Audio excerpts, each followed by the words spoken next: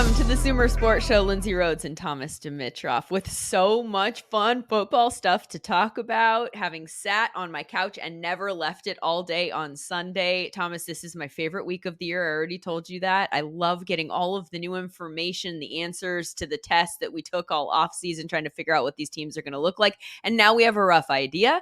And so now we get to talk about our biggest takeaways. So fun. Let's go. I mean, is that what happens out in Los Angeles? You're not on the beach. Yeah. You were actually sitting by your television. That's what you do on Sunday. Yeah. I'm not leaving. That. No, there were games on. Okay, I had 7.5 hours of commercial-free football. I don't know about you. And then also primetime. So my husband took, the kids for a quick dip in the ocean. They did some body surfing and came back at halftime, but I'm not taking that risk. No, I don't leave my couch. You're not taking the risk. I get it. No. I was not doing the same, but very, very cool. I was by the TV nonstop, and I go round and round. Like I'm trying to figure out the best mode to be in, right? Yeah. Do I want to have my iPad open? Do I want to be checking my phone? Am I on red zone? I mean, all of that. Yeah. Very quickly. Do you have a mode? You have it down over these years? How you like to approach it? I do at this point. So okay. I have red zone. I like red zone. You have to train yourself to watch red zone. I mean, right after a lot of years in the league, I would imagine like red zone comes fast and furious, and it can be a lot. It's a lot of stimulation. Yeah. So, and I think you probably prefer to watch like a full game, which I get. And then I have to go back later in the week and watch full games too. But I want to know what's happening everywhere, what the overarching stories are, who's emerging, who's having big days, all that kind of stuff I need to take in as it's happening. And then I have my computer open and I'm going back and forth, looking at like different box scores and trying to figure out how it's all playing out and what's working, what's not working, and trying to figure out statistical patterns like that. And then I also have Twitter open so that, people can point me in the direction of things that I'm not seeing. And so, yeah, that's pretty much my show watching pattern. But you are a Twitter queen. I know that, which I'm not that versed in social because just so everyone knows, our organizations always dissuaded us as general managers to do nothing in social. So you get out and you're sort of a neophyte in the whole thing. That's one thing. By the way, our academia within Sumer said to me today, Thomas, yes, red zone, but utilize it on YouTube. It's fantastic. I don't know if you know that as far as using YouTube to get there and what you can do and how functional it is. I don't have YouTube. YouTube's very expensive and I'm cheap. So I'm only paying for the red zone on DirecTV.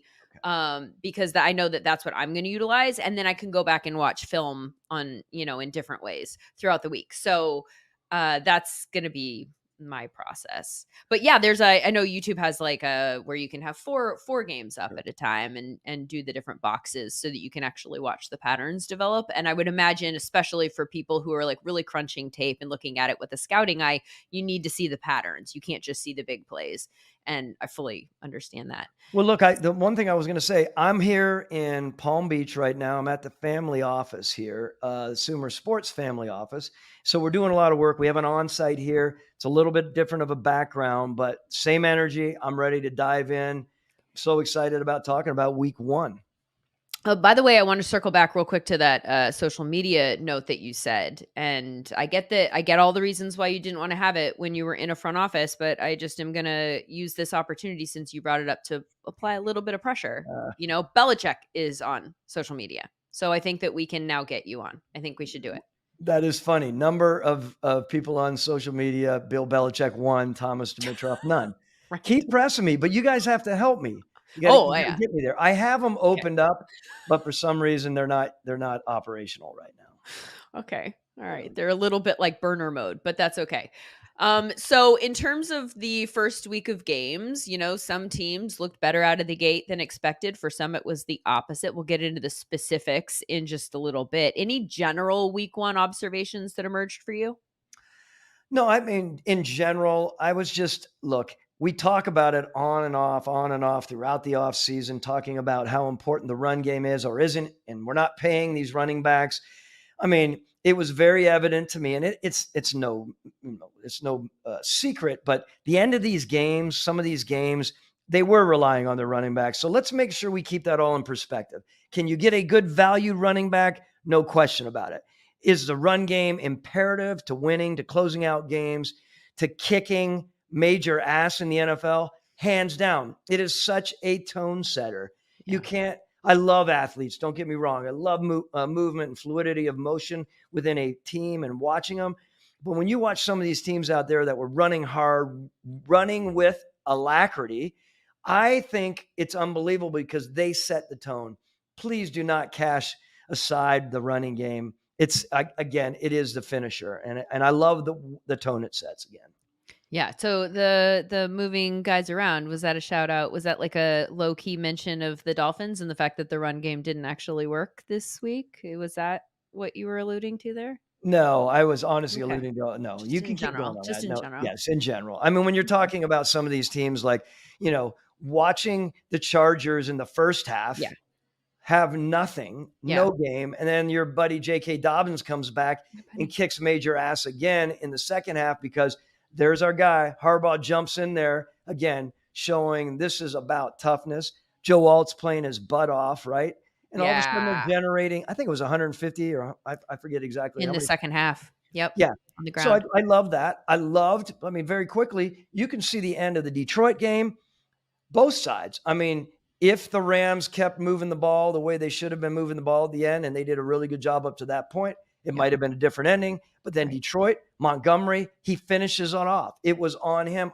Love their run game there. Love their O-line, of course. Just love how they're getting things done. So just make sure when you're out there arguing with your people out in the bars that we're not going to pay running backs, just make sure you get the good value running back who is a good running back because it's important. Yeah, your point about the Chargers, I think, was really the most eye-popping of the week because of the way that they started running the ball more and more and more in the second half of the game as, the defense maybe got tired. And you mentioned the 150 yards rushing in the second half. In the fourth quarter, they ran the ball 10 times and threw the ball 5 times. They had 8.7 yards per carry on the ground in the fourth quarter and a plus 0.45 EPA. In that quarter alone. So there's no way around that. Like it worked. And J.K. Dobbins in particular, people in fantasy leagues, he's going to be the biggest waiver wire ad if he's available in leagues. Cause that was a shocking performance out of him. But I would love, can I say that? Because I was sitting there thinking about the teams who made a statement about it. Yeah. One of the very best running backs, young running backs in the league, we know in Atlanta. I would have loved to have seen them just ripping it up because he is so talented. And I know, look, there's a lot of discussion, right, in that Atlanta. It's a crazy topic. We can talk about it later, of course, right? But it comes down to Raheem Morris utilizing this running back. And I know there are certain people out there, you don't want to run him too hard. In this league, is he you run him and you run that horse because that cat can get it done. And that's what that team is going to need to win. There are so many things to discuss with regards to the Falcons and the ways in which they did not necessarily look the way that we thought that they were going to look in week 1. I'm going to put a pin in that to steal a corporate phrase. And just because I want to establish really quickly before we get into like thoughts that are a little bit deeper in the weeds about specific games or things that we took away from week 1, I want to hit some of the biggest news really quick out of the gate, and starting with the fact that the Packers are going to be without Jordan Love for a bit. That's obviously a little bit old news because it came earlier in the weekend on Friday when he got hurt.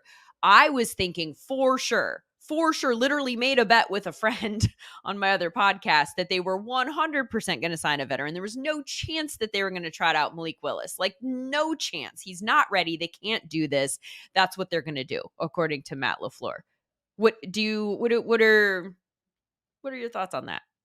The fact that they did it, or the fact that they're in this spot right now where the Brian the fact that they're going with Malik Willis as opposed to signing a veteran, does it mean just having, been in these types of situations before? Because I don't think that Malik is an ideal case scenario for them at quarterback with that offense. So does that mean that Jordan Love, they're expecting him to come back sooner rather than later? Like, what do we read into this? What do you think? Yeah, it definitely has to do with, this is a PCL, right? As I understand, I think it's a PCL. What leg was it? Do you know? You probably don't know. Maybe Stopsky knows if he can throw that in somewhere or another. The reality is it's something that I think that they probably see this as is this a 4-game situation at the very most. I mean, look, kudos to Brian Gutekunst, the GM there, right, for going out and acquiring this player, Malik Willis, in a trade for a 7th-round pick. I mean, that's a smart move. It's easy to sit back and say, oh, we got our guy. The guy's young, guy's strong, but you never know. We used to say this all the time. Arthur Blank would be knocking on my door all the time. Thomas, if Matt Ryan goes down, who do we have? Who do we have? And I played it off. I was a little cavalier about it. It's easy to get that way sometimes when you have a player who is very durable. Matt Ryan, again, missed 1.5 games in 14 years, a rarity. This situation can happen. The fact that they got him for a 7th rounder, he can come in. He had a nice preseason, by the way, Lindsay. So it wasn't like they're just, picking from the air. They think this guy can get him through. And that's what you want in your next up. Get you through the games, win games. They don't have to be pretty. Get creative with your offense. Use your run game, but be creative and play it around this new guy that they have. This guy has the ability to make move. He can make plays with his arm and his feet, right? So I think it's going to be an important thing for the way Green Bay approaches. I am still going to be keeping my eye on a veteran signing this week, because if we're looking at 3 to 4 weeks for Jordan Love and it's a sprained MCL, then I think you got to back yourself up, because Malik Willis, what we've seen from him in the NFL has not been good. And maybe, improvement, experience, all of these things, reps, maybe he will look much better this week. But I think you need to be prepared for the potential that that's not the case. Yeah, no, look, far from claiming this guy is the answer. It's the answer to potentially get him through during this time. We'll watch. I would love to see if your GM mind comes through and they do pick up a legitimate starter. Like Tannehill is a name that's come up. Well, yeah, sure. But so let's keep that. That was kind of bad. Did I just go? Yeah, you med that one. I didn't mean to say that. You did, though. I was just, look, when you start talking, where are we? And when you start talking out there and you look at your short list and you start thinking there's good quarterbacks or quarterbacks who have done well, and there's also quarterbacks on that list that are quite pedestrian, for lack of a better word. And if I was suggesting there's pedestrian elements there, I didn't mean that. So no disrespect, because he obviously did some really good things. The reality here is it really worth their while to bring someone in like that? Or has Malik shown them enough in their time there, like, we can win games with this guy, we can manage around him and not turn everything upside down and bring in a new guy today to help him get used to what's going on in Green Bay? Not to belabor this point, but the Packers play the Titans in week 3. And if Tannehill was the starter for that, that might be kind of interesting. But with regards to Malik Willis, one quick follow-up question. How many reps do you think he got? So to the point where they would actually know what they have in him. You're saying reps in practice, because during training camp and the preseason, they're getting Jordan Love ready to go. I mean, there's obviously, since we're coming off a window of time where in training camp you can get the 2s and 3s more reps, right, than in a week where you're preparing for a specific game plan, and that's less likely to happen. So maybe it's fresh in their mind. I guess I'm wondering, like, how much you think that they have the answers to the test on Malik. I don't think they have the answers. I think they're projecting, and I do believe that organization does a good job with projecting, knowing their team, knowing their strengths, knowing their weaknesses, knowing what they can, get out of a guy like Malik as compared to Jordan Love. I think it's a thought out organization. I think Matt LaFleur, I think the way that he approaches things, he'll know how he wants to utilize this guy. That's where I think they are. My move is you've already spent time. I do believe that he's got significant enough reps for a backup. Another injury that is sure to affect the team of the injured party, and that is Puka Nacua, who had to be placed on IR because of his knee injury, coming off obviously a record-setting year for a rookie wide receiver. So we're going to be missing him for at least 4 weeks. And I'm wondering, I mean, he's obviously a huge piece to their offensive puzzle. It looks like Cooper Kupp is healthy. He looked incredible. I mean, holy moly, they targeted him 21 times in that game. Like, they were like, Cooper. But they also have a guy who seemed to step into the Puka role, which was Tyler Johnson. And, some of the advanced metrics in the game were pretty good. Do you expect this to be an adjustment period? Do they just plug someone in? and know that they scouted somebody to be his backup who has some of the same traits so that they don't have to change the offense? Or do you think they changed the offense a little? No, I think they know their offense. I think, again, we have a head coach there that I think is a mastermind in so many ways. Love what he does. He'll adjust it, of course. What I just want to say to you, when you think about that, when you have a slate, so to speak, or a depth chart of wide receivers, right, and you know how you're going to use them, you're already thinking ahead of the game. If this guy goes down, this is what we'll do. This is like a scenario building element when you're building a team. You do know where your players are, you know what their strengths are, and you know what their challenges are, so that if someone goes down, of course, what we saw Cooper, and we're sitting here talking about Tyler Johnson. Those are some good football players, right? They have the ability to move it around and get creative with the run game, back to the run game, and a tight end usage. I'm not concerned. I don't think they go out there and think, oh, okay, we gotta find someone out in the market who's a legit two.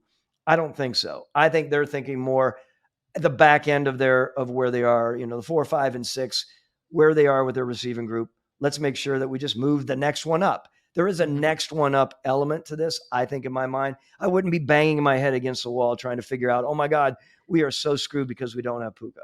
I totally agree for all the reasons that you just said. I think of all of the teams, they're so specific about their scouting and specifically scouting for what they want to use that person to do. And that's one of my takeaways from watching them over the last few years, is that they're finding people. And that's, I think, why they're hitting on some of the guys in the later rounds, because they're not looking for someone who's just the best athlete who checks all of the boxes. They're like, in this round, we need to find somebody who can do this very one specific thing well that we're going to use him to do. And then they use him to do that one thing and not anything else than that. And so my guess is that the person they have behind him is very Puka-like. And while it might not work in other offenses, it will work exactly in this situation. And so I think that they're actually probably one of the 8 teams that is most ideally suited to metabolize a loss like this. Okay, so you think about that and then fold in the idea of their offensive line being in the state they're in right now, right?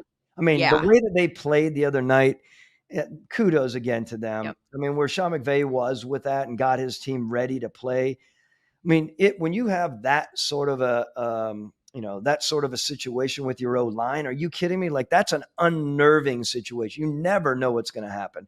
Not to start talking about the left tackle at the University of Colorado who got his butt kicked versus Nebraska. That's not your world, I know. But when you watch that, like, that happens, sometimes you just think, my God, how are we going to deal with this?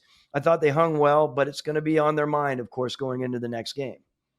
Yeah, I thought that they looked gritty, right? Like, which is a funny word to use, and I think it came up during the broadcast, and I think it was a pretty good description of them. Like, since they're on the field with the Lions, and grit has been their MO, to put the Rams in the position where they're dealing with clearly some stuff, right? And then trying to like scheme some stuff around that. I think Sean McVay is such a fascinating head coach. I think the front office is fascinating. I think the Rams are such an interesting team.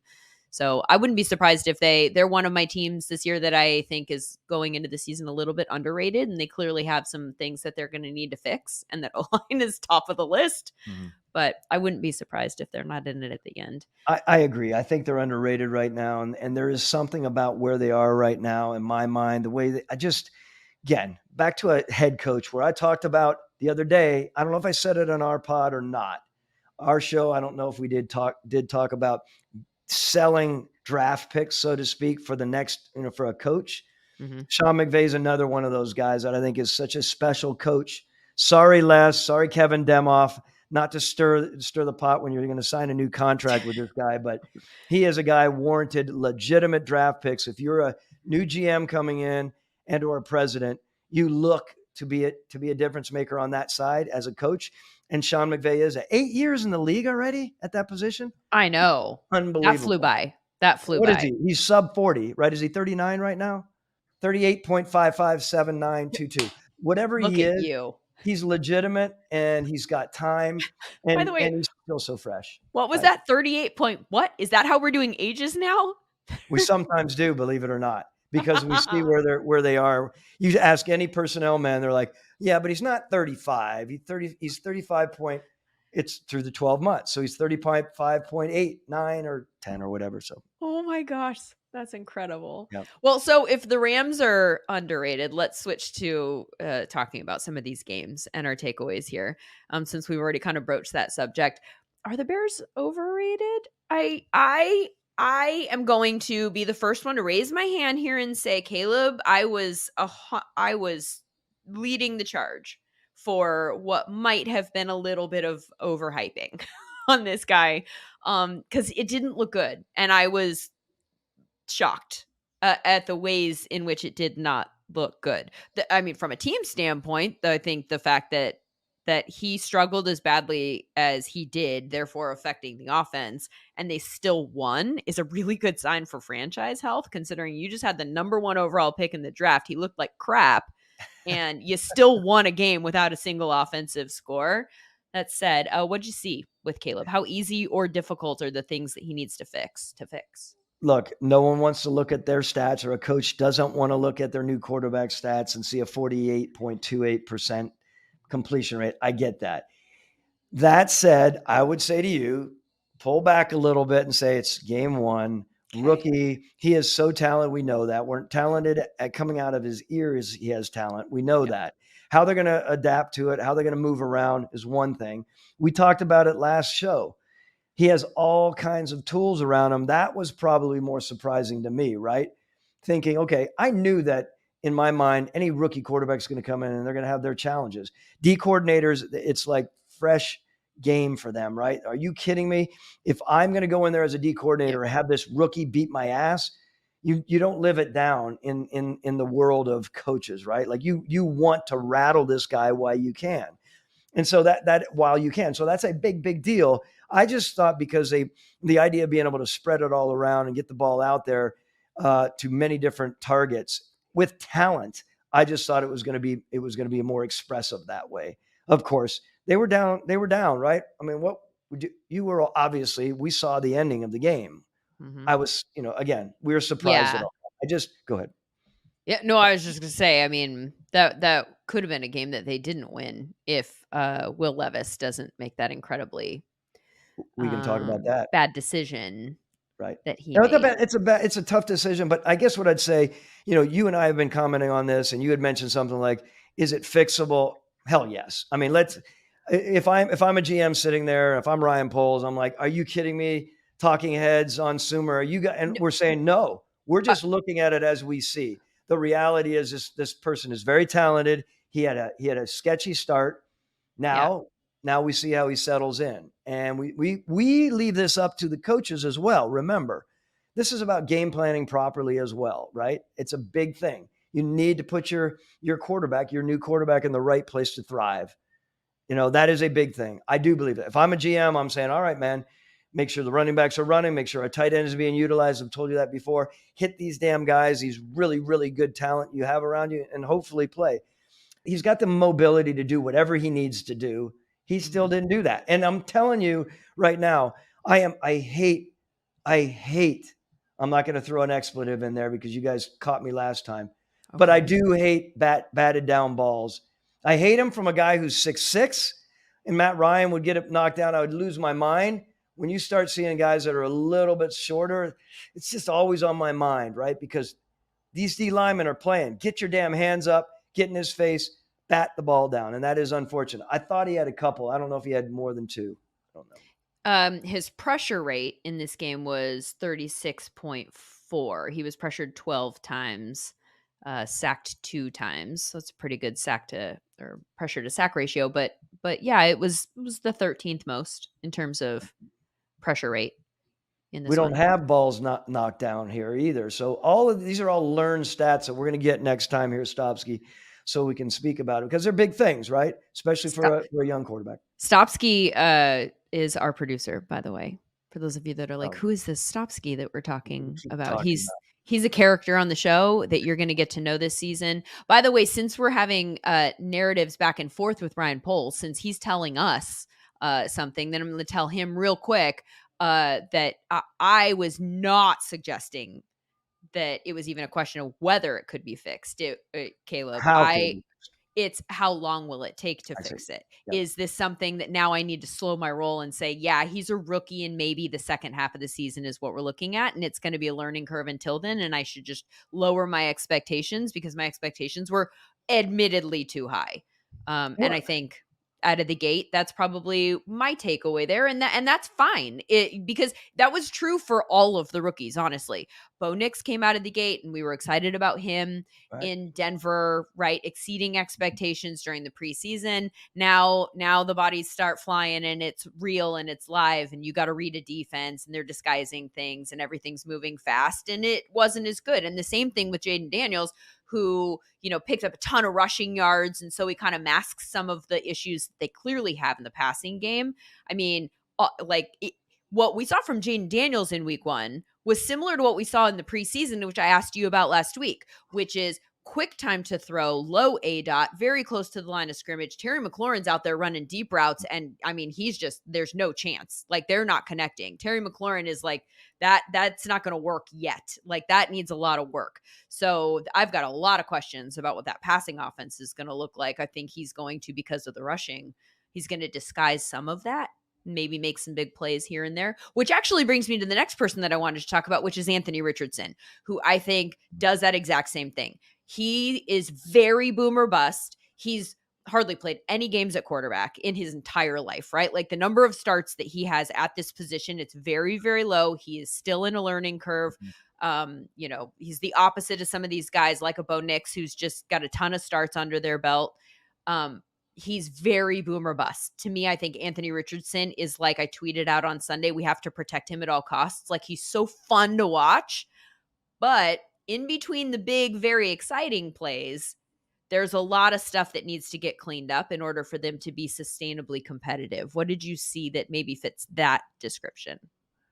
I mean, look, he's coming off of an injury season. We know what happened. Let's be same thing. First game in. There are times when I watch him, like anyone. You can set up 20 scouts here or 20 GMs here and ask them, what do you feel about Anthony Richardson? They're all like on the edge of their seat thinking, this guy's got so much God-given ability and athleticism and arm strength. I saw him make a throw. He's throwing it down the field. I don't know how many yards. It looked like it was 75 yards. I don't remember what it was. It was 65 in the air. It was a 60-yard touchdown, and it was off his back foot, Thomas. Off his back. Well, I mean, here's a guy, 6'4". What is he? He's almost 245 pounds. He's a big dude who is athletic and moves around, does all of this special stuff. I guess what I'm saying is he excites. I don't like the fact that I think he was 47.3. I don't know what the exact number was off the top of my head. Obviously I never like the sub 50%. It's just a blank. It's something that I have in my brain. But he made some plays, and his passer rating wasn't that bad, right? I mean, I think he had one interception. Of course, when you're talking about what he did and how he operated, I think they're very excited. I think about him. I think that Chris Ballard looks at that guy as it's a very important part to him and that organization moving forward, right? And Chris Ballard is a very smart football man. And he knows that he's going to ride this guy. This guy needs to get him where they need to get to, but he needs to play smart, continue to play smarter. He can't run the way he did last year, right? We all know that. We're not rehashing. It was fun to watch some of the things that he shined on this weekend, just thinking, okay, if he's that, these guys have much more of ability than being tucked away saying they're just trying to climb up a tree on this. So yeah, Alec Pierce, a guy that it looks like might be a guy that is a big play option for him, that might pop here and there, maybe a little bit more than like Pittman in the way that we thought early on, if he doesn't kind of get the full field stuff worked out. Justin Fields and the Steelers. Well, Steelers Falcons, I know, is a game that you were very, very heavily invested in. That was one of the games that you wanted to watch. And I know watched in the early window all of the different snaps. Let's start with Justin Fields, who got the start at the last minute. Russell Wilson was not okay to play. So Justin has the opportunity after a preseason where it was neck and neck, but Russell won the job. Now Justin gets a chance to come out and have first dibs at grabbing it and not giving it up. You and we were texting back and forth. You used the word anxious to describe him. What did you mean by that? That was earlier on when I watched him start taking snaps and moving down the field. I just felt like he was anxious and antsy, and he wasn't set. And obviously, he dropped 2 snaps in the exchange, and he got one back, I believe, or I might have got them both back.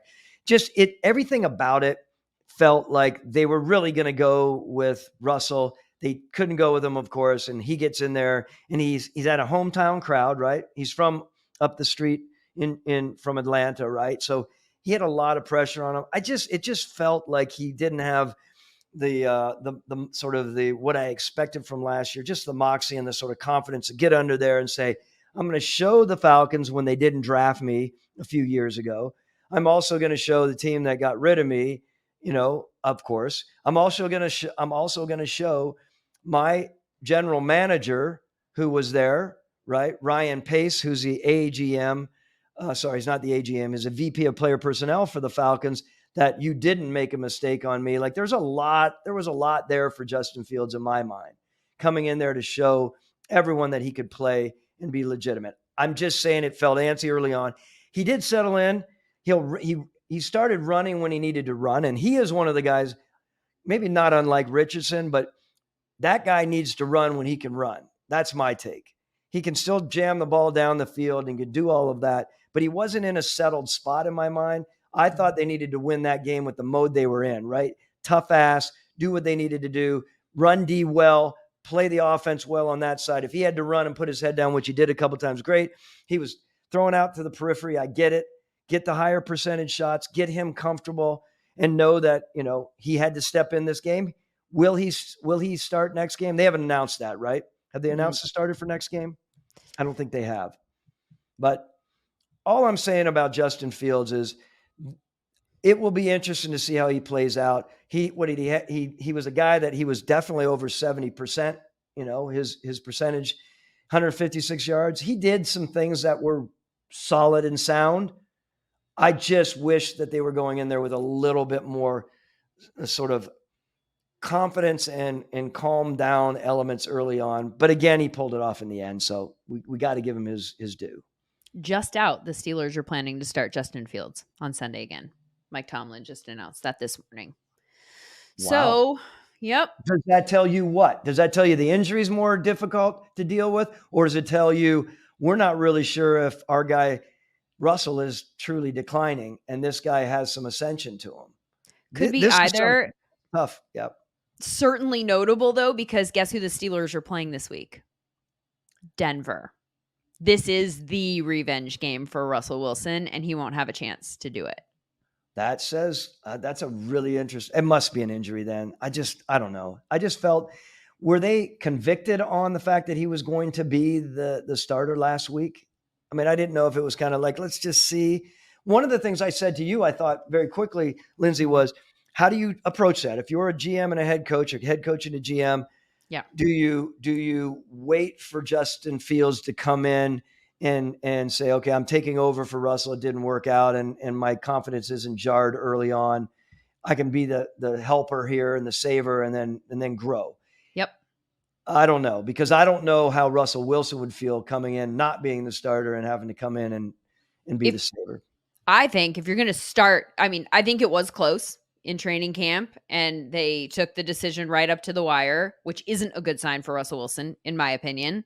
But that said, I think you have to start the season with Russell Wilson, because I think you can't go the other way for the reasons that we talked about. If Russell Wilson's out there trying to stake a claim to, and we've heard him, talking about the Hall of Fame, he wants to bolster a resume that he thinks exists from the beginning of his career. If that's the narrative there, if that's what Pittsburgh's trying to sell him, is the opportunity to do that, you can't do that coming off the bench for Justin Fields. You got to at least be the dude. So at least in this scenario, it's an injury. It's not that you weren't good enough to start over Justin Fields. It's a calf. Calves can be problematic. They can linger.